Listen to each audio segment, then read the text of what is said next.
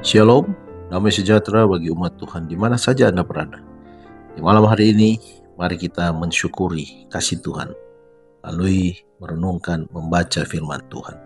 Kita berdoa.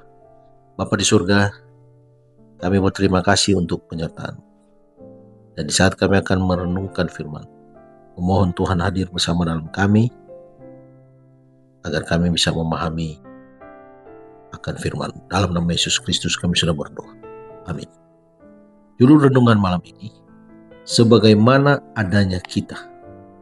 Ayat renungan diambil dari kitab Matius pasal 11 ayat 28.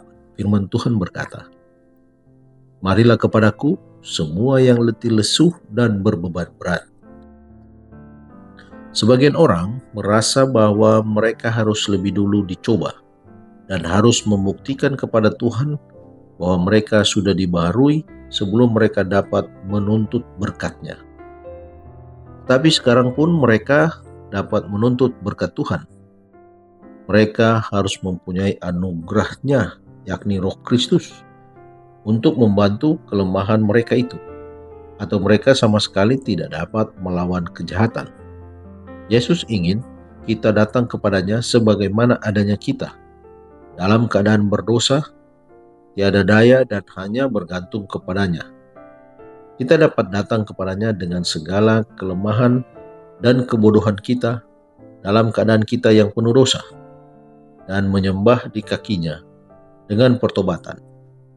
Adalah mulia baginya merangkul kita dalam lengan kasih-Nya, serta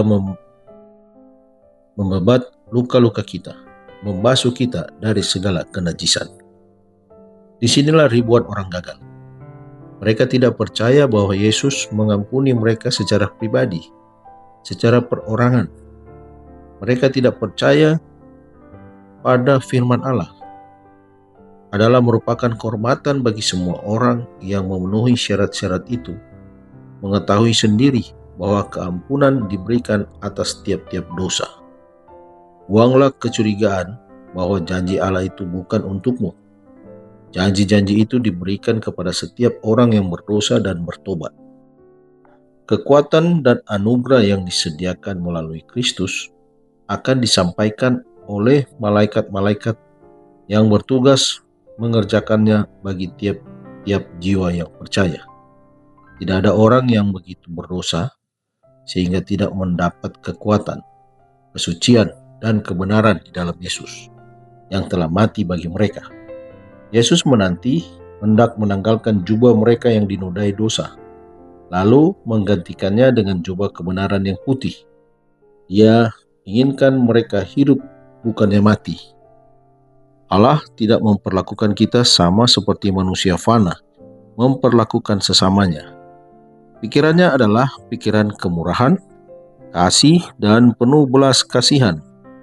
Katanya, "Baiklah orang fasik meninggalkan jalannya dan orang jahat meninggalkan rancangannya.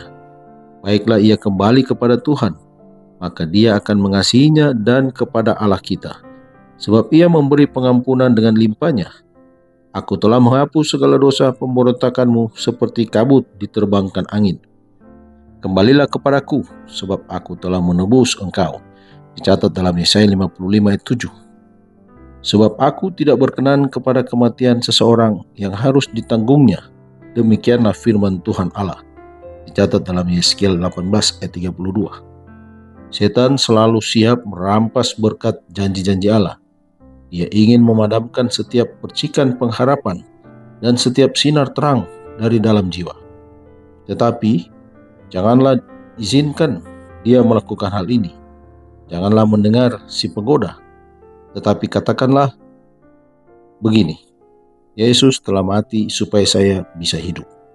Dia mengasihi saya dan tidak ingin melihat saya binasa. Saya mempunyai Bapa di surga yang penuh belas kasihan."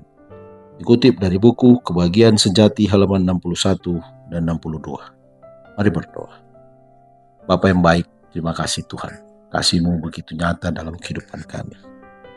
Biarlah Engkau mengampuni kami, karena kami manusia yang penuh dosa. Ketidaklayakan kami membuat kami tidak sanggup untuk menghadap Engkau. Tetapi oleh karena kasih dan anugerah-Mu menyanggupkan kami untuk memohon pertolongan dan perlindungan Tuhan. Biarlah kami datang ke hadapan Tuhan sebagaimana kami adanya. Terima kasih Tuhan menyertai istirahat malam kami. Di dalam nama Yesus Kristus kami sudah berdoa. Amin. Selamat malam, selamat beristirahat. Tuhan Yesus memberkati.